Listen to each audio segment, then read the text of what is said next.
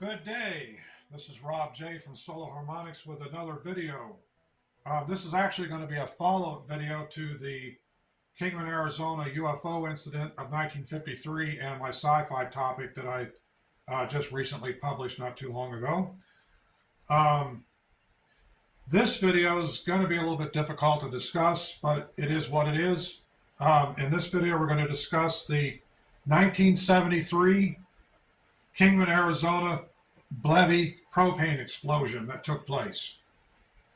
Okay, as I had mentioned in the previous video on the Kingman UFO and the sci-fi topic, I was born and primarily raised in Kingman, Arizona, so this story obviously has a significance in my life, and I'll get to that in just a few minutes. So, the 1973 Blevy propane explosion. What happened? Okay, so what happened was that there was a propane tank that contained roughly 33,000 gallons of propane, if I remember the story correctly. That was located on one of the railroad lines, one of the side lines that they put, train cars on and things like that to, for workers to offload the product or whatever. So anyway, this propane tank was sitting idle by itself, and these workers from the Doxol Corporation, which was obviously a propane corporation, gas corporation, these workers were trying to offload the propane from this tank into two larger tanks on the property. It's just down the tracks, you just don't see it there. And anyway, there was a leak in one of the valves, and one of the workers tried to maneuver that valve by striking it with a wrench. And when that happened, I guess they broke the valve or something and sparked a flame. And that's where you see right here where this flame coming out. That's actually part of the ventilation process. But what happened was, as the liquid propane evaporated from the tank, vapor pressure built up inside the tank and caused a massive Blevy explosion. Now the word Blevy, the letters are initials for boiling liquid, evaporating vapor explosion. And what is very significant about this event is that it is actually required training for firefighters worldwide on how to handle such an event. And the reason for that is because 12 firefighters, including a couple of citizens, perished during that massive explosion.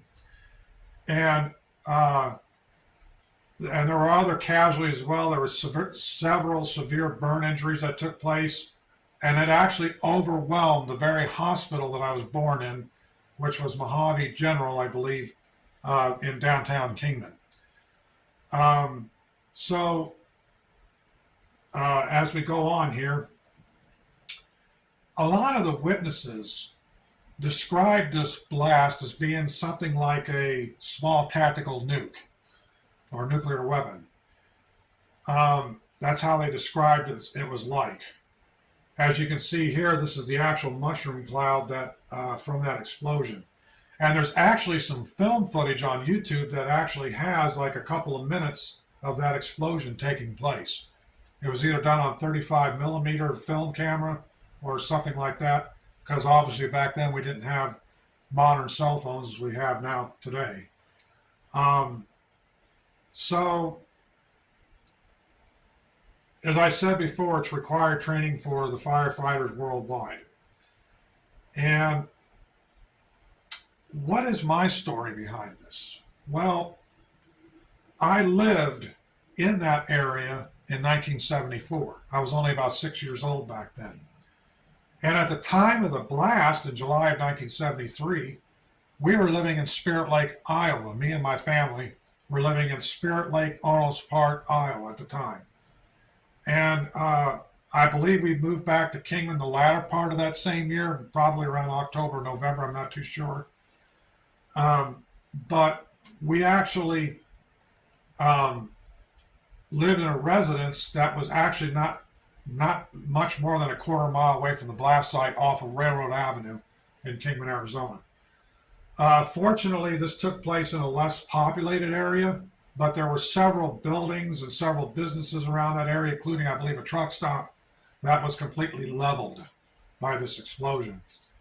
And my family members that were living in that residence at the time before we moved in were actually witnessed that explosion and experienced it.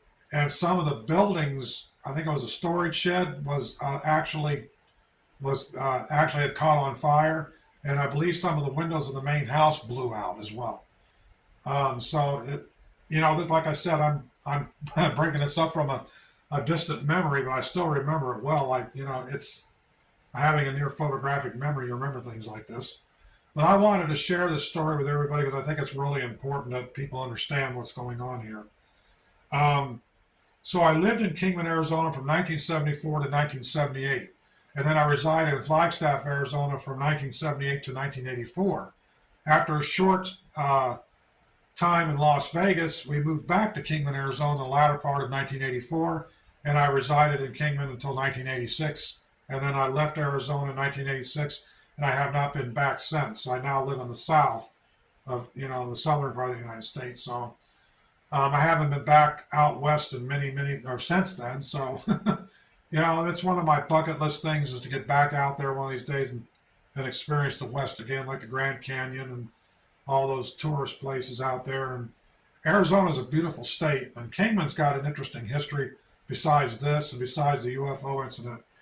But it's also, like I said, it's off of Route 66, so there's a historical significance there.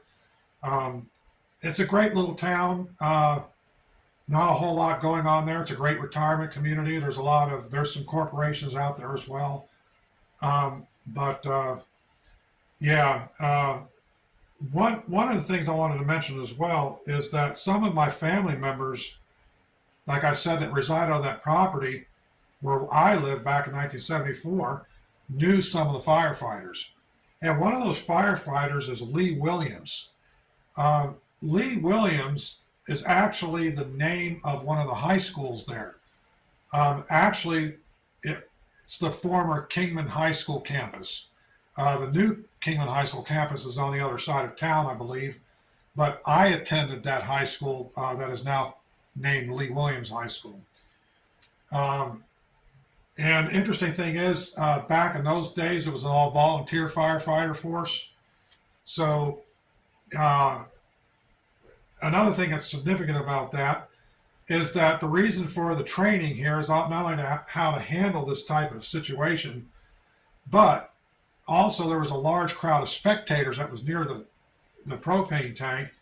And also the firefighters, when they responded, they were just, they put themselves in danger, being in the proximity of the propane tank when it exploded. And that's why there was such mass casualties. That's why it's required training so that something like that doesn't happen again, and the firefighters respond in a more, obviously keep their distance and respond more cautiously because as far as I understand it, you can't douse these flames with water. There's a special chemical I guess they can use. I don't think it existed back then. At least the Kingman Fire Department didn't have it back then.